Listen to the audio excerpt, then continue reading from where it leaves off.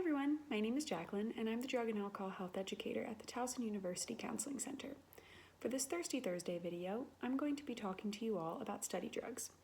Study drugs typically refer to prescription stimulant medications, such as Ritalin and Adderall, that are used to enhance aspects of mental functioning. Things like memory, concentration, alertness, attention, and motivation.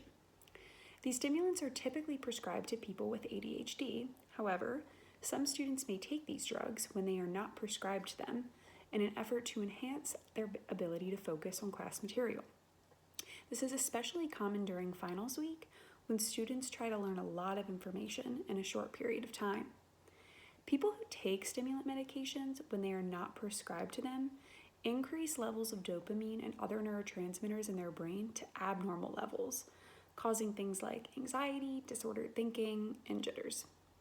Also, according to NIDA, students who abuse study drugs tend to have lower GPAs and no boost in test scores compared to those who do not. Finally, a lot of students think it's common to take study drugs, but it's really not. 94% of TU students report having never taken a prescription stimulant that was not prescribed to them. So, not everyone is doing it, even if you might think so.